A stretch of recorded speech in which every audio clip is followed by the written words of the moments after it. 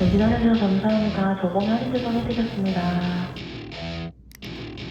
Welcome to my party, we're just getting started. A life is a dream or a nightmare scarring. Hand me a drink cause I think I'm going all in. Get me a shrink who can catch me.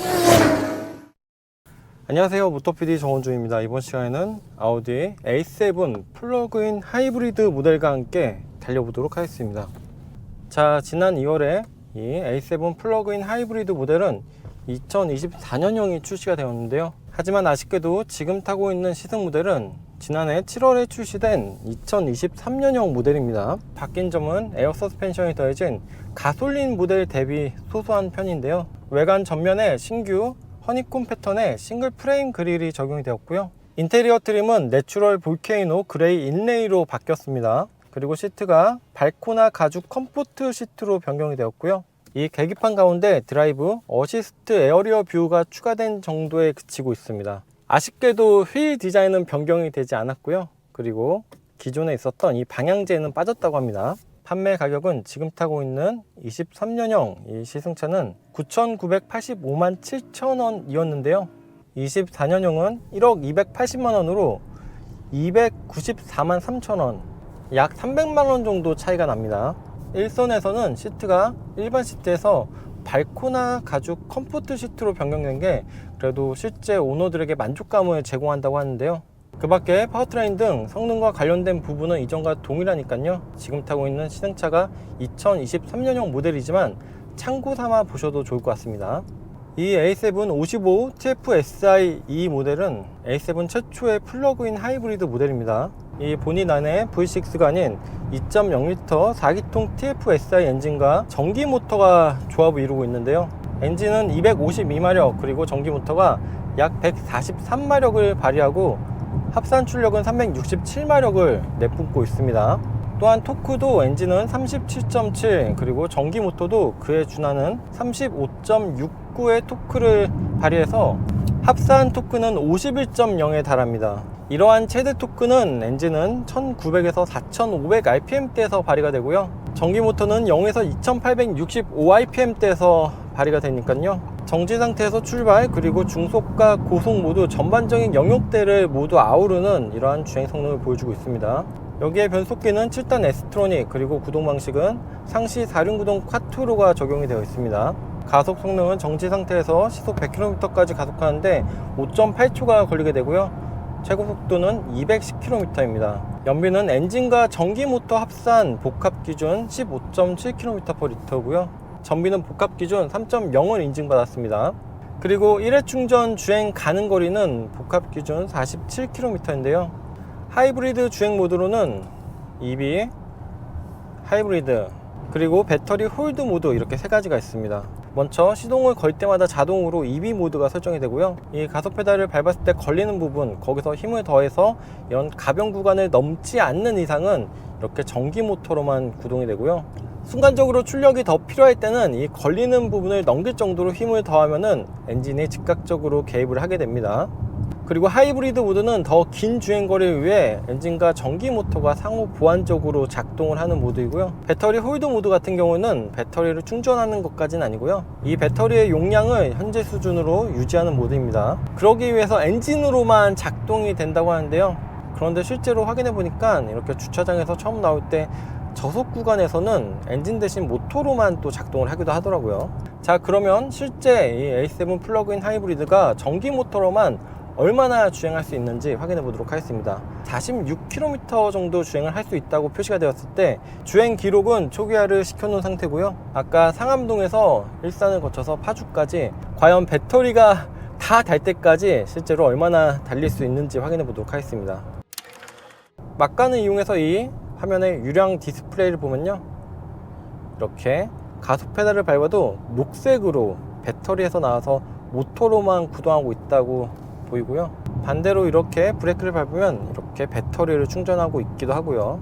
지금 같은 고속화 구간에서 제한 속도에 맞춰 달리고 있는데도 잠깐 추월을 해서 조금 속도를 높여도 엔진이 깨어나지 않고 이렇게 전기 모터로만 고속까지 주행을 커버하고 있습니다. 이러한 그래픽은 이 계기판 쪽에서도 작게 보여지고 있고요. 자, 지금까지 중간 점검을 하자면 17.2km를 달렸고 배터리는 32km를 갈 수 있다고 나오고 있습니다. 자, 이렇게 전기 모드로만 주행을 할 때는 영락 없는 전기차와 동일한 움직임을 보여주고 있습니다. 이 상태에서는 당연히 엔진음이나 배기음이 일절 들려오지 않고 있고요. 그리고 이렇게 엔진음과 배기음이 안 들리면 풍절음이나 하부 소음이 두드러질 수가 있는데요. 이러한 부분도 상당히 정숙성을 위해서 신경을 쓴 느낌입니다. 앞쪽에 오늘 좀 바람이 많이 부는데 네, 이런 풍절음도 상당히 잘 잡았고요. 네, 1열과 2열 모두 이중접합 차압 유리를 두껍게 사용을 하고 있습니다. 그리고 하부 소음도 상당히 잘 억제를 하고 있다는 느낌이고요. 그리고 저는 이 차량에서 가장 마음에 드는 부분이 에어 서스펜션이 적용된 것도 아닌데 상당히 좋은 승차감을 안겨주고 있습니다. 물론 전자식 댐퍼가 적용되어서 이렇게 모드별 그리고 상황에 따른 이런 댐핑 값이 달라지긴 하는데요. 승차감 모드에 놓고 달리면은 이러한 노면의 자잘한 진동이나 굴곡 그리고 어느 정도 범퍼까지도 정말 매끈하고 부드럽게 흡수하는 느낌을 체감할 수가 있습니다. 자, 지금 배터리 같은 경우에는 절반 정도를 소진한 상태고요. 아직까지 28km를 더 주행할 수 있다고 나옵니다. 자, 조금 더 달려보도록 할게요. 자, 일단 47km를 달렸고요. 지금 3km 주행 가는 거리가 남았습니다. 그런데 사실 아까 제가 이제 완전히 완충한 상태에서 달린 건 아니고요. 완충한 상태에서는 53, 57km 정도 갈 수가 있다고 나왔고 주행에 나서서 어느 정도 이동한 다음에 46km 남았을 시점부터 리셋을 하고 달렸기 때문에 실제 주행 가는 거리는 더 길다고 볼 수가 있겠습니다. 물론 이러한 수치는 온도나 날씨 그리고 운전자의 주행 상태에 따라서 달라질 수가 있는데요. 참고로만 보시면 좋을 것 같습니다. 어쨌든 인증받은 주행 가는 거리보다 더 갈 수 있긴 합니다. 저기 빨간불이 들어왔어요. 그리고 이렇게 엔진이 작동하기 시작합니다.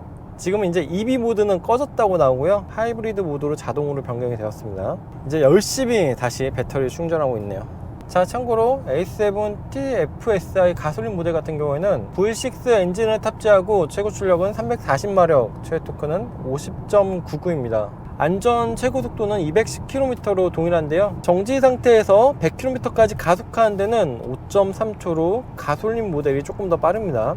이는 두 모델 간의 무게, 공차 중량에도 영향을 받았을 거라 생각이 되는데요. 가솔린 모델은 1970kg, 그리고 지금 타고 있는 이 플러그인 하이브리드 모델 같은 경우에는 2160kg으로 90kg 정도 차이가 납니다. 하지만 가솔린 모델 같은 경우에는 이런 복합 연비가 9.5km/L로 이 플러그인 하이브리드와 상대가 되지 않죠. 자, 원래는 이렇게 가속 페달을 깊게 밟으면은 엔진뿐 아니라 모터에서도 힘을 합쳐주는 이런 그래픽이 나오게 되는데요. 하지만 지금 이제 배터리가 거의 다 바닥이 난 상태라 이런 경우는 4기통 엔진 모델이라고 봐도 무방할 것 같아요. 확실히 지금 같은 경우에는 이 2160kg의 육중한 무게를 감당하기에 4기통 엔진이 조금은 벅찬 느낌이 들긴 합니다. 따라서 약 40km 정도 내외에 충전이 가능한 거리라면 EV 모드로만 달려도 되겠지만 좀 장거리를 갈 때는 EV 모드를 했다가 이렇게 다 배터리 소진한다기보다는 그냥 하이브리드 모드로 계속해서 달리는 게 조금 더 효율적인 운영 방식이라는 생각이 듭니다. 자, 이렇게 엔진으로만 주행을 할 때는 아까 대비 확실히 엔진음이나 배기음이 조금씩 들려오긴 하는데요. 하지만 이 차량의 방음 자체가 워낙 잘 돼 있어서 그렇게 거슬리는 수준은 아니지만 아무래도 역체감이 조금 되긴 하네요. 하이브리드 모드 외에 기본적인 주행 모드는 효율, 승차감, 자동, 다이내믹 이렇게 개별 설정까지 있고요. 이렇게 주행 모드에 따라서 주행 성능, 서스펜션, 스티어링 감도가 바뀌게 됩니다. 서스펜션이 조금 더 단단하게 바뀐 것을 확인할 수가 있고요. 확실히 다이내믹으로 바꾸면 서스펜션 움직임이 조금 더 탄탄해지는 것을 느낄 수가 있고요. 컴포트보다는 조금 더 상대적으로 이런 진동들이 더 올라오곤 합니다. 하지만 기본적으로 통통 튄다라든지 이렇게 딱딱하다 그런 느낌은 아니고 전반적으로는 그래도 부드러운 느낌이에요. 자, ADAS 기능도 한번 확인해 보도록 하겠습니다. 제한 속도에 맞추고 차량 간격은 최대한 가깝게 설정한 상태인데요.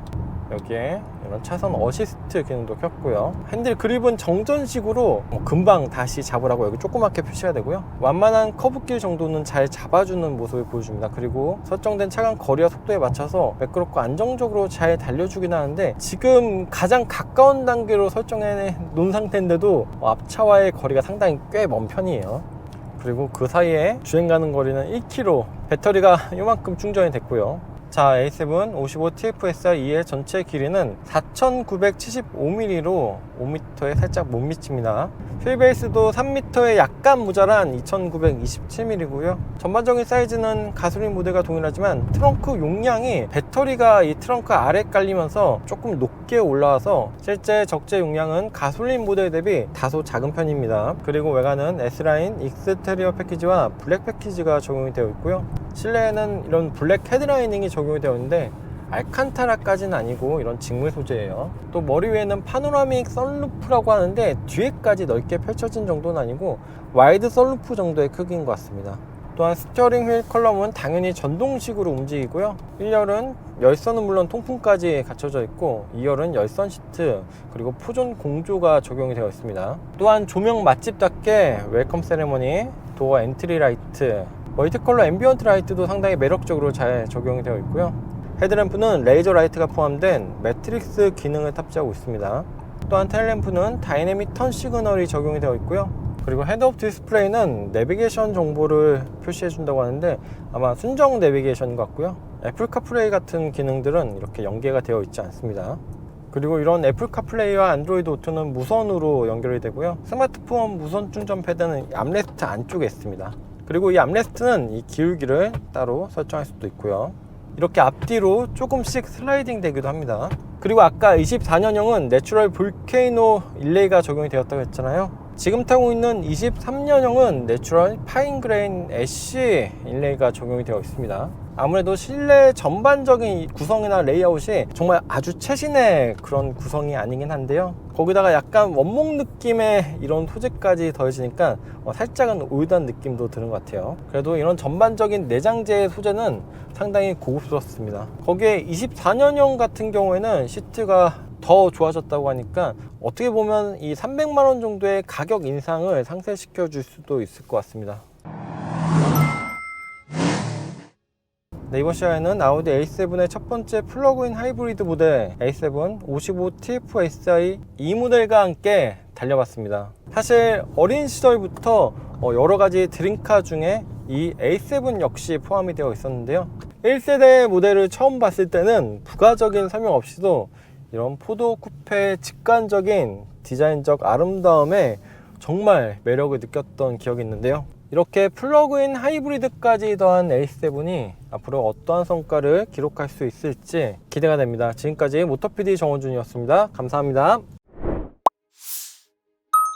자, A7 플러그인 하이브리드 2열에 앉았는데요. 방금 또 방지턱을 바로 만났는데 이렇게 넘을 때 느낌이 1열 대비 그렇게 크게 차이가 느껴지지 않을 정도로 2열 공간에서도 이런 승차감이 상당히 좋은 수준입니다. 여기는 일반 도로인데 노면의 자잘한 진동들도 끝단에서 부드럽게 흡수해주고 있고요.